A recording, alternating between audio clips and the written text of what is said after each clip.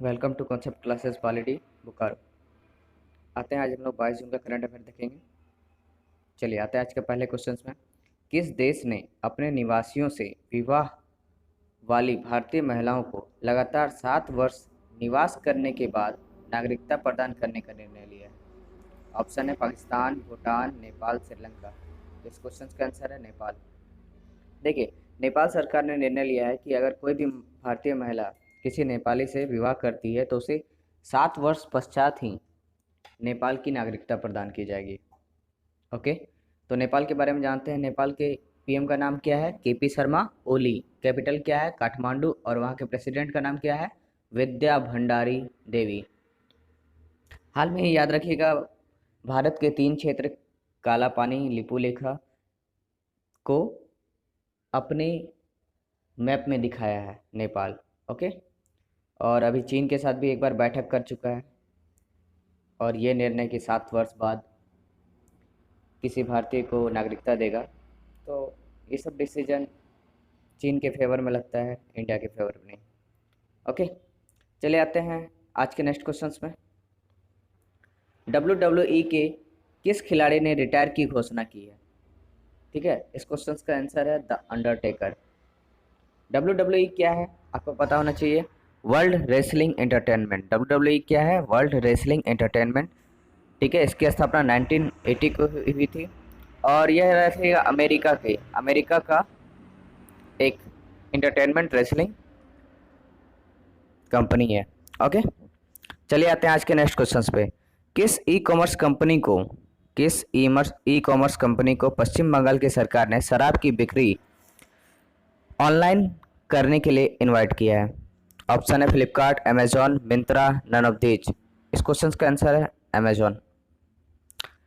Waste Bengal की ममता सरकार ने अमेजॉन को शराब की ऑनलाइन डिलीवरी के लिए इनवाइट किया है कोविड-19 के कारण। ओबियसली वहाँ के सीएम का नाम क्या है? ममता बनर्जी। गवर्नर कौन है? जगदीप धनखड़। अमेजॉन याद रखिएगा, उनके फाउंडर कौन है? Jeff Bezos. ओके, चलिए आते हैं। और जेफ बेजोस याद रखिएगा वर्ल्ड के सबसे अमीर व्यक्ति है। आते हैं आज के नेक्स्ट क्वेश्चन पे। Question number 4। राजेंद्र गोयल का निधन हो गया, वह किस क्षेत्र से संबंधित थे? ऑप्शन है क्रिकेट, टेनिस, फुटबॉल, हॉकी। तो इस क्वेश्चन का आंसर है क्रिकेट। देखिए, राजेंद्र गोयल जो थे वो हाईएस्ट विकेट टेकर थे किसके? रणजी ट्रॉफी के। और 750 फर्स्ट क्लास क्रिकेट विकेट लिए हैं वो, परंतु एक भी इंटरनेशनल नहीं खेल पाए थे अनफॉर्चुनेटली। ओके, तो इनका निधन हो गया। ये किस क्षेत्र के थे? हरियाणा से रिलेटेड थे और क्रिकेट इनका पैशन था। चलिए आते हैं आज के नेक्स्ट क्वेश्चन पे। महाराष्ट्र की पहली महिला फाइटर पायलट कौन बन गई है? ऑप्शन है भावना कांत, अवनी चतुर्वेदी, अंतरा मेहता, इनमें से कोई नहीं। तो इस क्वेश्चन का आंसर है अंतरा मेहता। अंतरा मेहता महाराष्ट्र की पहली महिला फाइटर बन गई है। ठीक है, और आपको पता होना चाहिए भारत की पहली महिला फाइटर है, उसका नाम है भावना कांत। ऑप्शंस में आपको दिख रहा है। और अवनी चतुर्वेदी कौन है ये भी आपको पता होना चाहिए। पहली महिला सोलो मीन्स इकलौते अकेले वो फाइटर प्लेट को चलाई थी। ओके, और अब तक याद रखिएगा कुल 10 महिला फाइटर इंडियन एयरफोर्स में है। ओके, भावना कांत याद रखिए पहली महिला थी और वे किस राज्य से बिलोंग्स करती है? तो वो बिहार से बिलोंग्स करती है। ओके, चलिए आते हैं आज के नेक्स्ट क्वेश्चन पे। किस संस्थान ने 6 से 12 कक्षा के बच्चों के लिए योग क्विज की शुरुआत की? तो देखिए, योग दिवस 21 तारीख को मनाया गया। ठीक है, ऑप्शन है सीबीएसई, एनसीईआरटी, आईसीएसई, जैक। इस क्वेश्चन का आंसर है एनसीईआरटी। एनसीईआरटी ने योग दिवस के अवसर पर 6 से 12 कक्षा के बच्चों के लिए योग क्विज का आयोजन किया है। लास्ट डेट इसका 23 जुलाई अप्लाई करने का। ओके, और टॉप 100 जो बच्चे होंगे उनका मार्क्स और क्या बोलते हैं मार्क्स और जारी किया जाएगा merit list. Okay, HRD minister कौन है हमारे? रमेश पोखरियाल निशंक। एनसीईआरटी का पूरा नाम क्या होता है याद रखिएगा? National council of education research and training. NCERT का स्थापना कब हुआ? 1961 में।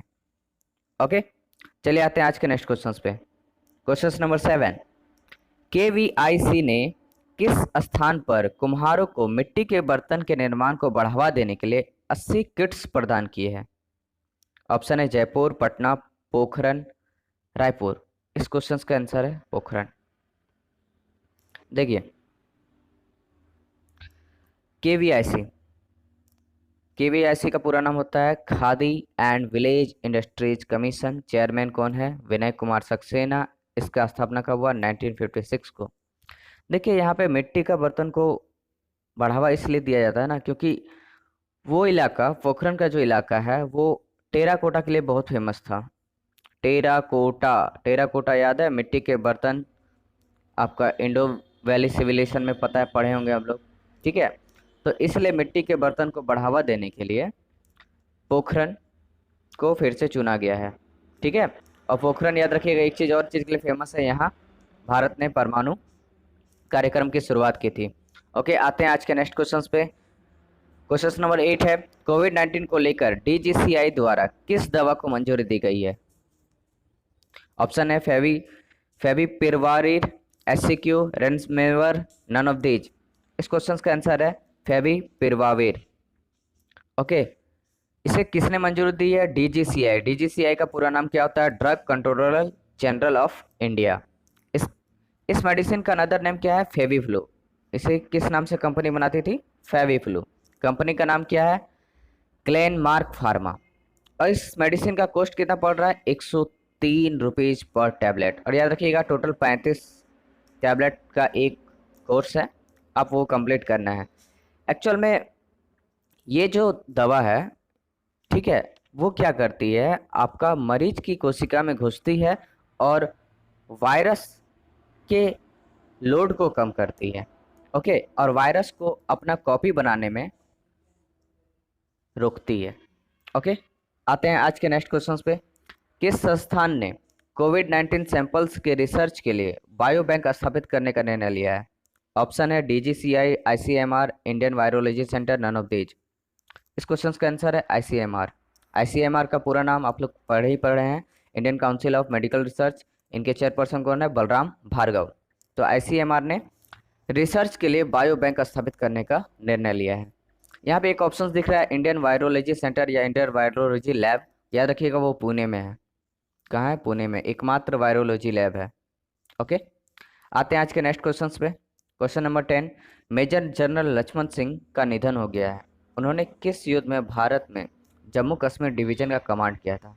ऑप्शन है 1962, 1965, 1971 एंड 1999।